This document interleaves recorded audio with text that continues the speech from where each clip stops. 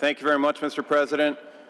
We all are fully immersed in the so-called Internet of Things. Computers, phones, vehicles, TVs, and even refrigerators and toasters are now connected to the Internet. The benefits of our connected universe are potentially very significant.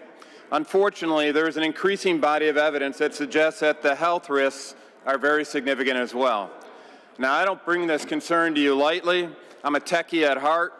I've been an early adopter of technology ever since I was knee-high to a grasshopper. And I was one of the first internet-based telecommuters during my work on virtual reality training systems for the Department of Defense.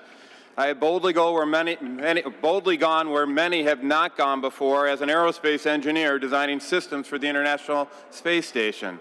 In other words, it would be extremely difficult for anyone to make the case that I'm an advocate of returning to the days when we bang rocks together to make fire.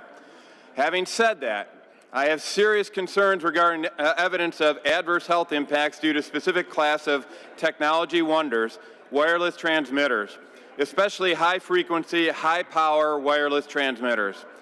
The most ubiquitous examples of wireless technology are cell phones, Wi-Fi routers, and smart meters. This technology is found in our homes, our workplaces, hospitals, and in our schools. For techies such as myself, it provides unparalleled convenience by connecting a growing number of devices to the Internet of Things. However, it is becoming increasingly evident that this convenience comes at a price, and it comes at a price to the health of many of our citizens, most notably children, babies in the womb, and even adults who suffer from hypersensitivity to wireless transmissions.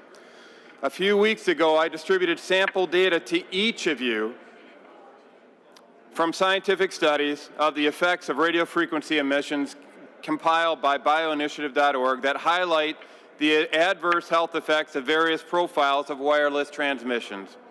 The adverse health effects identified by these studies are very serious. These effects include cancer, neurological problems, immune system disorders, and reproductive harm.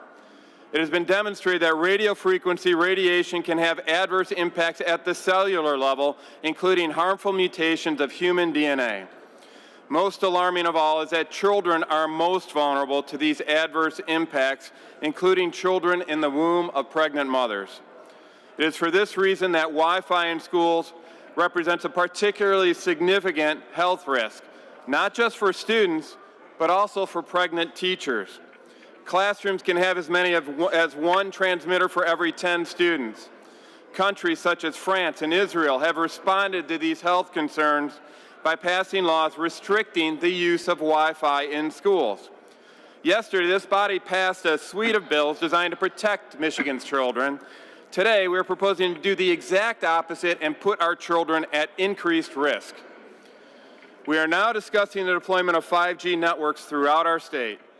5G networks operate in the 24 to 90 gigahertz spectrum. This is a much higher frequency than the current 2.4 gigahertz or 5 gigahertz frequencies found in current Wi-Fi networks. Can I have the noise level reduced in the chamber, please? Thank you. High-frequency transmissions don't travel well through solid objects, so 5G will likely require one transmitter for every 2 to 10 homes. This is a much higher density than current cell tower distribution, which have already been associated with significant healthcare risks. This legislation makes matters worse. Under these bills, local units of governments are prohibited from enacting ordinances that would provide safe havens for citizens with sensitivity to high-frequency radio frequency emissions. In the wake of the 1996 Federal Telecom Act, the FCC, not the Center for Disease Control, is responsible for regulating human exposure standards.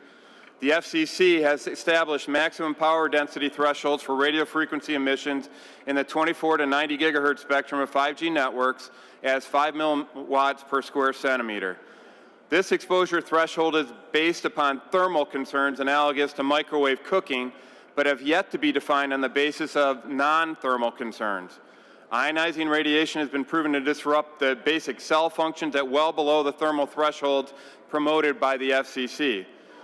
As a result, any concerns about radiation exposure are routinely greeted with the words, "Emissions are well within FCC guidelines." The issue is that these guidelines indicate acceptable radiation levels which are orders of magnitude above what has been demonstrated as safe when non-thermal effects are considered. The FCC guidelines are clearly insufficient. Now, many of us are rightly concerned about the hazards of cigarettes, lead levels, PFAS levels, and other harmful substances in our environment, but I regret to inform you that we need to add electromagnetic radiation from wireless technology to this list. In light of the policy initiatives before our body and our representatives in DC that would put our current wireless infrastructure on steroids, it is critically important that we evaluate the non-thermal health impacts of this technology before we invest billions of dollars on these systems. Article 4, Section 51 of the Michigan Constitution states that the public health and general welfare of the people of the state are hereby declared to be matters of primary public concern. The legislature shall pass suitable laws for protection and promotion of public health.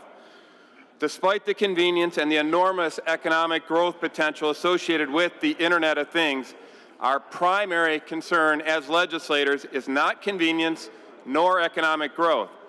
As much as I love technology, per our Michigan Constitution, the public health and general welfare of the people of the state are supposed to be our primary concern. In this light, we need to proceed with caution before we fully immerse our citizens in the Internet of Things. I urge my colleagues to vote no on Senate Bills 637 and 894, and I'd like my remarks added to the journal, please.